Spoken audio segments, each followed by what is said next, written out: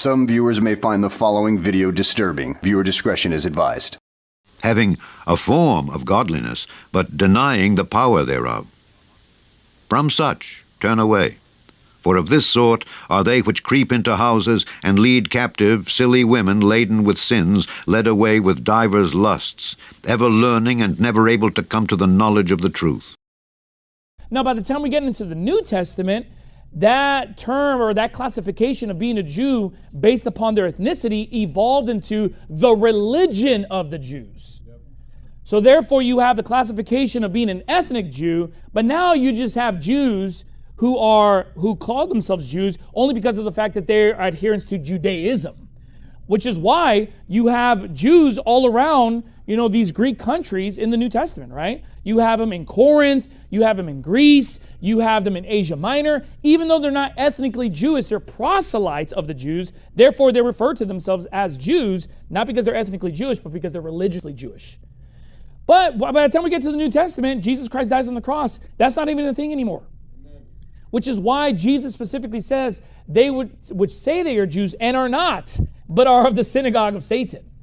Because at that point, you have Jews who essentially adhere to the religion of Judaism and are spearheading the crucifixion of Jesus Christ. They're in direct opposition to Christianity, which is why Jesus Christ refers to them as a gathering, a synagogue of Satan. And may I say that the percentage of the election who are of Israel has dwindled drastically since then. It's very few Jews who are saved. I'm not saying that there isn't any Jews, because there are Jews that get saved. And obviously, I believe it's biblical to hate those who hate the Lord, but I don't believe every Jew hates the Lord. I am going to prove to you tonight that you are physically descended from Israel himself. Not even just of Ishmael or Mejia. I'm going to prove to you tonight that you have physically descended from Israel. You say, I'm black. I'll prove it to you. You say, I'm Chinese. I'll prove it to you. I'm Korean. I'll prove it to you. I'm white. I'll prove it to you. Now, I know what you're thinking. I know what you're thinking. Pastor Anderson's out of his mind. There's no way he can prove that. Look, when I'm done tonight, the only people who will disagree with me are just people who don't understand science and math. No scientist will disagree when I'm done tonight. No mathematician will disagree when I'm done. That you, well, surely you don't mean me, I mean you, are descended physically from Israel. Not spiritually, physically. And I want you to pay very close attention, because this is going to involve math. And so I want you to pay very careful attention. I'm going to explain this to you and make it as simple as I can. Okay, this is what a family tree looks like. Who's ever made a family tree before? Lots of people, great. Now, at the bottom of this family tree, we just have one person. These circles represent people. So at the bottom of the family tree, we just have one person, which is you. Now, you descend from two people, don't you? Your mother and your father. So if we go back one generation, you come from two people as a direct descendant, right? But if we go back another generation, you don't just have two grandparents, you have four grandparents. And it keeps doubling, doesn't it? Because you have two parents, four grandparents, 8 great-grandparents, 16 great-great-grandparents, and you have 32 great-great-great-grandparents. Everybody follow so far? And it keeps doubling because everybody has two parents, okay? So, we're going to use exponents tonight, okay? Exponents will help us understand this, because we started with one person, right? That's 2 to the 0th power equals 1, all right? Then, in the first generation, we go back. We're going back one generation, going back to mom and dad. We have two parents, which is 2 to the 1st power. When we go back 2 generations to our grandparents, we have 2 squared, or 2 to the 2nd power, which is 4 grandparents, right?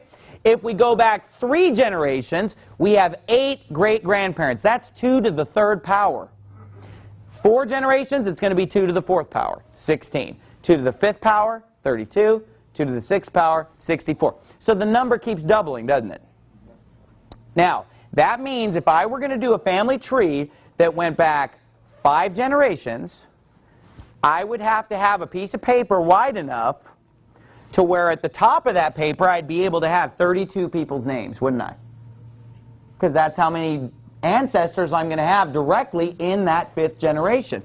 Now, if I went to the 6th generation, my paper is going to have to be twice as wide, because now I'm going to have 64 slots to put in names, right? Now, our parents are 2 different people. Our grandparents are 4 different people. Our great-grandparents are 8 different people. Now, how could we have, 3 grandparents? You know, it'd be like a guy with 2 wives and people are marrying their half-sister. It'd be a mess, okay? So these people are all unique people. You know, if I made a family tree like this, these would all be unique names, all unique people, all different people. You know, not like that song, I'm My Own Grandpa, you know, about living in the South and so forth. But anyway, so have you ever heard that song? But anyway, so anyway, you know, a normal family tree, going back 5 generations, all the names are pretty likely to be unique. And I've done my family tree to this level, and the names are all unique. It's all unique people, because there are a lot of fish in the sea, a lot of people in the world, right? Well, what happens, though, is that as we go back further, this number gets really big. Now, in order to understand how this chart works, we have to understand how long a generation is. Now, a generation has nothing to do with the lifespan. Okay? You know, for example, my mother gave birth to me when she was 30 years old. Okay? Most women give birth to children around that age. You know, the childbearing time would be pretty much between 20 and 40 these days. It would be the primary time that women are giving birth. So let's just take 30 as an average. My mom was 30 when she had me. If you go online and type in how long is a generation, the number that keeps coming up over and over again is 25, 25, 25. You know, sometimes you'll see 30, sometimes you'll see 20, 20-something. But let's just, 30 is a nice round number, and 30 is a very conservative number for this calculation, okay? So a generation is 30 years, meaning, you know, somebody has a child when they're 30, and then they have a child when they're 30, they have a child when they're 30. Nothing to do with lifespan. Okay. So that means that if we go back 10 generations, and a generation is 30 years, then that's 300 years, right? Yep. So let's just round off and say that if we went back in our family tree about 10 generations, we're going to be at about the year 1700. Does that make sense, everybody? About 300 years ago. Now, because our family tree is getting wider, if we wanted to do a complete family tree showing all of our ancestors back to the 10th generation, we would have to have a piece of paper that was wide enough to have 1,024 slots. Because 10 generations ago, there would be 1,024 people that we would directly descend from, right? Because it's going 32, 64, 128, 256, 512, 1,024 when we get to the 10th generation. To the year 1100, 30 generations, I would have 1,073,741,824 ancestors in that generation. Now, listen, they're not all unique. And let me tell you why. There were not 1 billion people living in the world at that time. So there's a lot of repeating going on, right? You know what that shows? That a lot of people are descending from the same people. Right. Cannot help but intermarry. It's impossible not to because of these numbers. Now, but look, the real number that we want to go back to is not 1100 AD. Let's go back to 70 AD, because 70 AD is when all the Jews were scattered into all nations. And they were scattered into all nations. Okay? If we were to go back to 70 AD, and we were to have a family tree that shows all of our ancestors in 70 AD and how they're connected, that top line would have 18 quintillion, 446 quadrillion, 744 trillion names from 70 AD. Now, who thinks that there were 18 quintillion, 446 quadrillion, 744 trillion people living at the time of Christ, or shortly thereafter? No.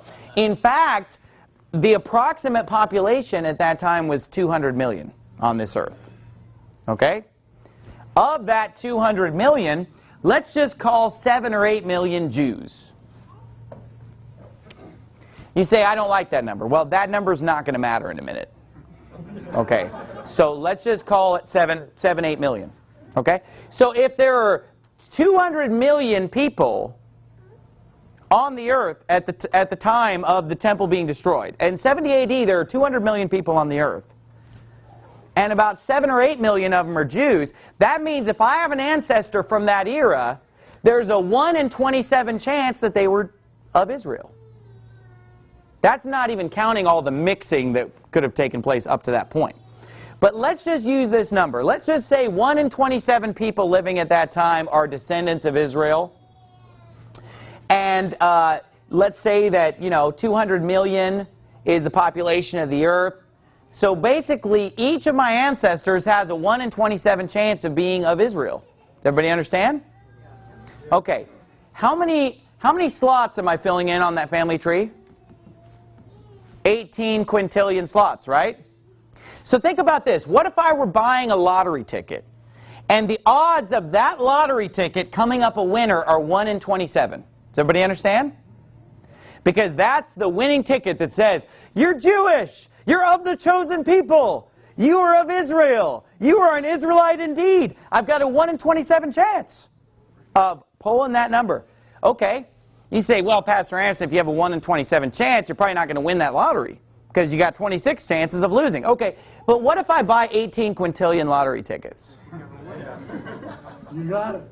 You think I'm going to win? Yeah. So what if I buy 18 quintillion lottery tickets and I got a 1 in 27 chance of striking Jewish? You think I'm going to hit it? Yeah. Now, let me ask this. How many times do I have to hit it to be descended from Abraham? How many times do I have to hit it to be descended from Israel? So how can anyone in here say, I'm not descendant from Israel? I'm not Jew. I don't have a drop of Jewish blood in my body. You're saying that you basically, out of all these chances, and I realize that these are not unique people. Okay, there are not 18 quintillion ancestors. But you're filling out your family tree. There are 18 quintillion, I can't even say these numbers. 18 quintillion spots for you to write a name of someone in that generation that you directly descend from, and only one of them has to be an Israelite. Well, there weren't 7 or 8 million. Okay, let's just say 1 million. Right? Let me grab my pen here. Well, there were, 7 or 8 million. Okay, how about just one? How about a 1 in 200 chance? You got a 1 in 200 chance of your ancestor from that generation being an Israelite, and you're buying this many tickets. Think you're going to hit it? Yep. You say, well, Pastor Anderson, you're not taking geography into account. I mean, if you're in the Middle East, you're much more likely to hit it than if you're in Korea or China or Africa or, I mean, what are the chances that you're going to hit it then? But wait a minute. You only have to hit it once. You only have to have one ancestor out of all these ancestors. Only one has to be of Israel. Now you say, well, I'm Hispanic. Okay, first of all, people that are Hispanic, notice Hispanic, Spain. Did you know that Spain was one of the places where the Jews lived the most?